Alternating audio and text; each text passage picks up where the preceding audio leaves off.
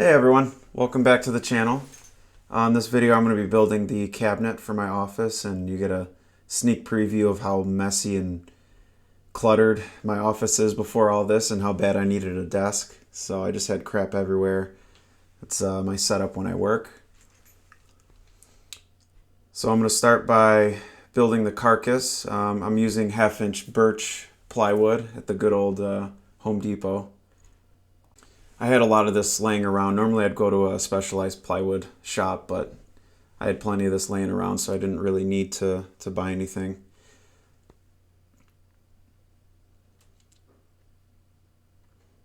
Using my new Kreg track saw, cutting the back panel for this one. And this is when I'm starting to assemble it. I really like using these corner clamps here. I am a one-man show, so these things help just hold things in place before I can, tack things in place and clamp it up. So I found these things really useful. So I just use my 23 gauge nailer. It's really just, there's no support with that nailer. It's just to hold things in place before I glue everything up. I'm sure there's a better way to do this. I haven't built too many cabinets, but this is just the way I went about it, and it worked okay for me. So I made sure to get glue on this joint here, just butt joint. I am going to end up putting a piece of trim on the back there to cover that corner, just to add some dimension to it, and just kind of easy way to cover up plywood. I think I'm asking for a broken toe here because I just insist on throwing on my slides and getting right into working, but yeah, I gotta get better on that. So please consider subscribing so I can afford to buy a nice pair of work boots. And I just use the advanced finger spread method and wiping it on the side of my workbench. And again, I'm just using my pin nailer to set things in place before I clamp things up. Obviously you don't need to do this. The pin nails provide no strength. It's just a way for me to not be clumsy and knock things over and get things in place for, about 10 seconds before I get a clamp. If you guys are looking for a full tutorial on building cabinets, Bourbon Moth makes a really good one. That's where I kind of got some tips and tricks from him.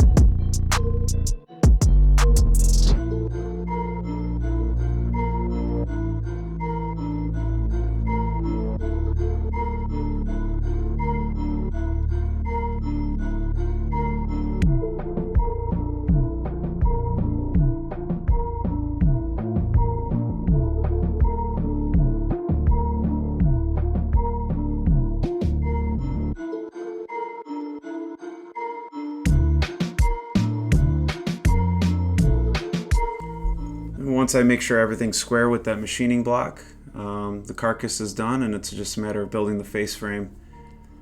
So I'm going to mill down some hard maple here. I think this is 6/4. And I'm going to mill it down to about 1 inch thick. I do not have a joiner, so I'm just going to use my benchtop planer and use the hot glue trick. So I'm just putting some hot glue to temporarily hold the piece down so it doesn't move while it's being planed, and then I can take that piece down and just run it through the planer like you normally would.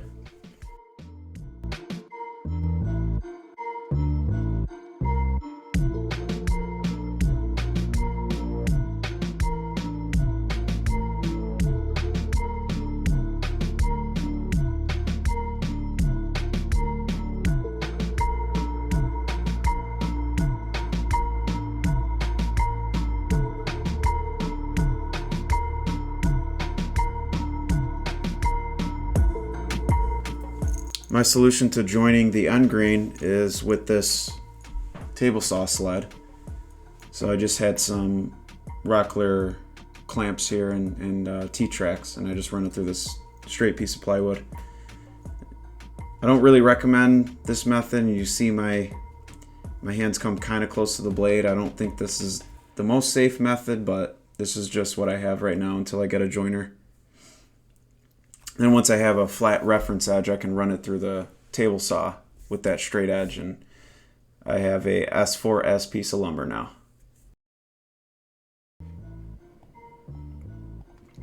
Then I rip the face frame down to my width that I need, which I believe was 2 inches.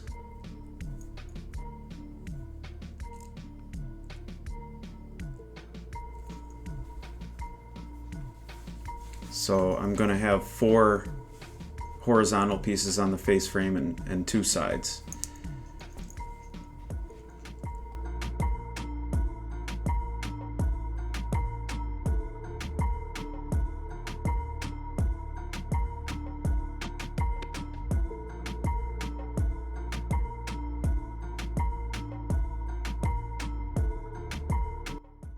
And I'm using the miter gauge from Rockler, which I really like, and with the nice stop block on the back so I can make repeated cuts for those horizontal pieces.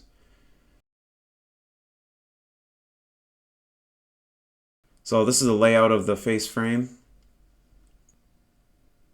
I am not doing inset drawers. Tried that a few times, they're a pain in the butt. And I'm just running 2 pocket hole screws on the back side, which you obviously won't see. This pocket hole jig that I used, I should have just went with the Kreg. I thought it was a little bit overpriced, but found one on Amazon. It was nice aluminum, and maybe I'll put that in the description because I do not recommend this. I'm just going to end up getting the Kreg one. I'm actually screwing through the metal. You can't tell in this speed up, but there's a lot of metal shavings coming through on this because it's just a poorly designed pocket hole jig. So I use the 1 1/4 inch pocket hole screws. I use them for hardwood. The threads are different based on what type of wood you want to use. So just make sure you're using the right hardware because the heads will snap off or you'll strip the wood if you use the wrong type of screws based on your material. I ended up gluing and clamping the face frame to the carcass and left that overnight. I did not get a video of that. Next up is making the drawers. So I'm just ripping down the material for the drawer sides. That's obviously all the same width for all 3 drawers, so just rinse and repeat. I don't like making these cuts on the table saw where the piece is very wide, but the cuts turned out just fine. And I'm just keeping it consistent with the material. This is 1/2 inch birch plywood. Once I rip down the material for the sides of the drawers, I'm going to end up using half flap joints for the sides so you don't see the exposed edges of the plywood. I used my PowerTech setup blocks that I really like. That's actually not the bit I ended up using. I accidentally put a 1/4 inch bit in there, so don't call me out on that. I ended up switching it to the right bit afterwards. I really recommend this Bosch router table. It's a pretty inexpensive way to get clean, accurate, safe cuts on a router. And it has a safety switch on the bottom, which I really like. So I'll throw the link to this in the description if anyone's interested.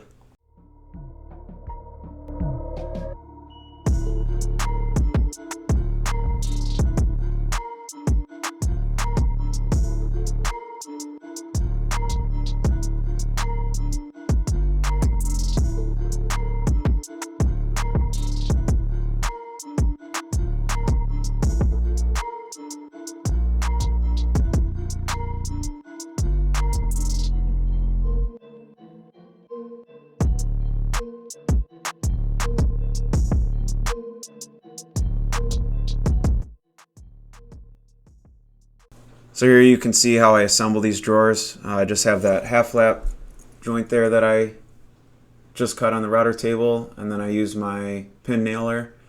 Another thing I forgot to mention earlier with that is just another reason why I like using it is it's extremely easy to just fill those little nail holes.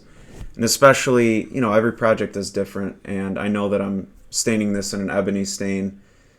So once I fill it with a little bit of wood filler, use an ebony stain, you can't see it at all. So that's why I went with a pin nailer instead of a, like an 18 gauge. Like I said, the pin nails are just to hold it in place until I get clamps on it.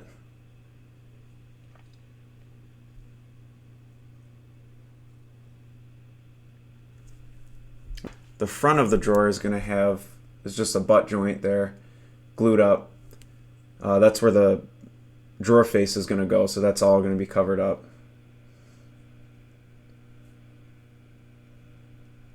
The drawers were a little bit taller than I needed them to be, but I put a lot of random stuff in there, so it's useful.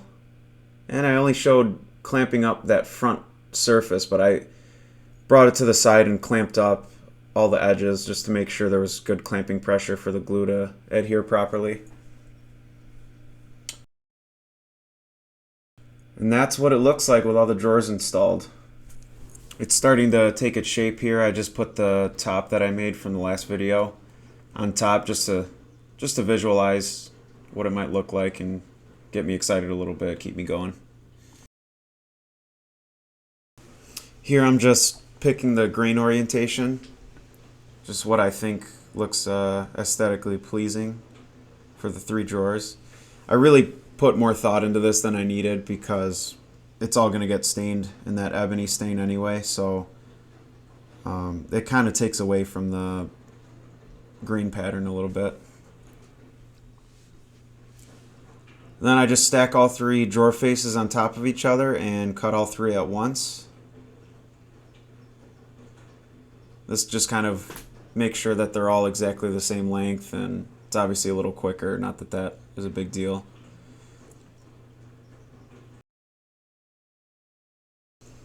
And I wanted the design of this to be kind of modern, but have a little bit of character, so I put an OG edge on it, which I know is kind of I'd say a classier, more traditional look, but I just wanted to give the faces a little bit more character to them besides just doing a round over. This little trim router has a brushless motor. I mean, it's amazing to me what these cordless tools can do nowadays. It works really well. I only use it really for edge routing, but I mean it's capable for more.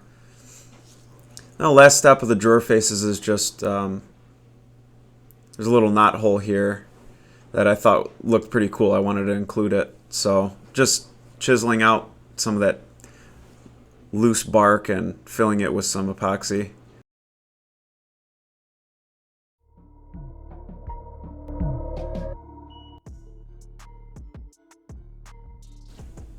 Then I just need to mark the lines for my holes to install the drawer faces.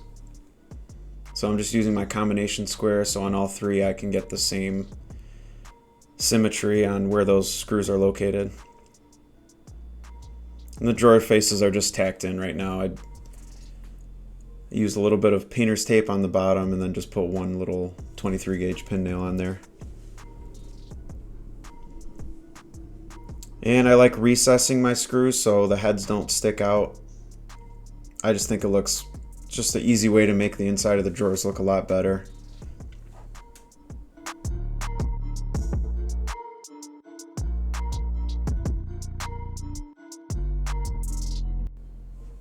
And then definitely pre-drill your hole for the drawer face hardware.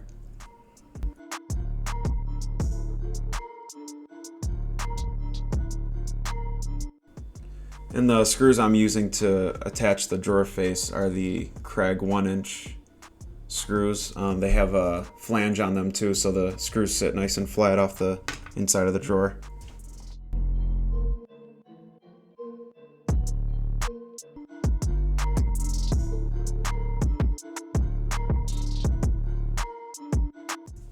And that's what the drawers look like installed. That top is going to sit more forward. It looks kind of goofy like that, but just doing it for visuals.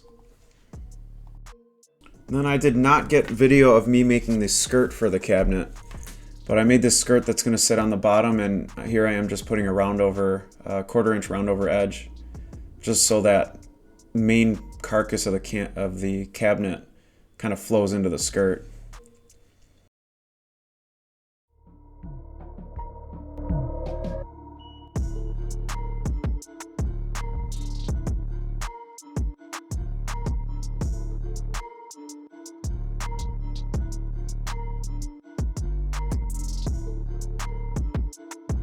Alright, once I have everything assembled, it's just a matter of putting on the finish.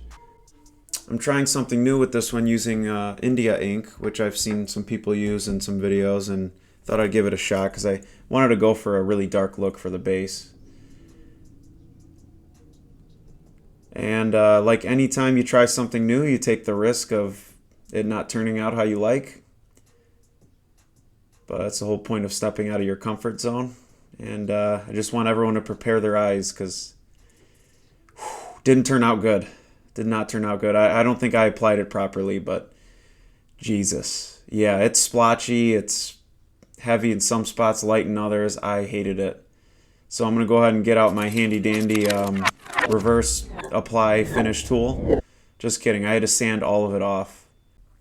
And that is the look of a disgusted human with himself, really.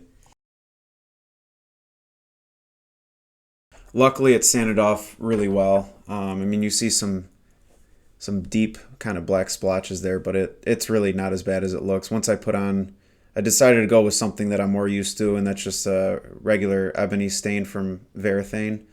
And yeah, it went on very uniform. I kind of got some close-up shots here just to prove it to you guys. But I was lucky. I could have kind of ruined the whole project, and I would have had an ugly, splotchy cabinet in my office. But yeah, this stain, it's more traditional with the way you put it on. Usually I have a foam brush when I apply it, but just had these shop towels, which worked fine. I think the India ink, I'd like to do some more research. I think I applied it wrong, but I have seen people apply it similar to how I have. I think I just need to use it on smaller pieces. I've never seen someone apply a whole cabinet with it, so lesson learned on that.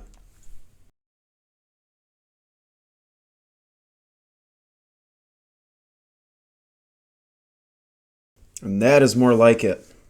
I love the way the ebony stain looks on that grain on the front. And my girlfriend decided to zoom into my bald head, so that's pretty cool.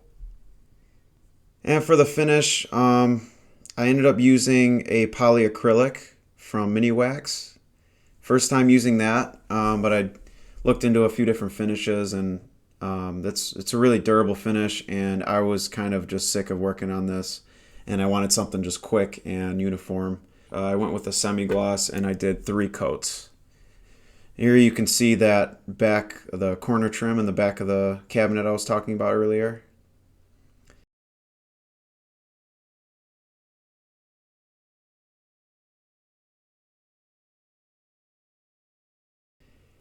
And for the love of Jesus, if you're going to do it like I did, I was in a rush, you just use some gloves. And I don't have the best setup right now with tables and tarps and all that stuff, so I will in the future, but this is what I have to work with right now. And everything turned out fine. It's just, this isn't really the most efficient way to do things. Definitely wear a mask. This stuff is nasty. And the finish turned out great. So I definitely recommend using that. I'm probably going to use that again in the future. And then just installing some rubber stops on the corners. And just screwing in the holes for the drawer pulls. I went to Home Depot for a lot of stuff for this. I just got the drawer pulls at Home Depot. I was there, and I actually really like these black ones here. So I just drill a hole through and recess the back. So you actually can't take off these drawer pulls unless you take the face off, but I did not want more hardware showing through the front of the drawer.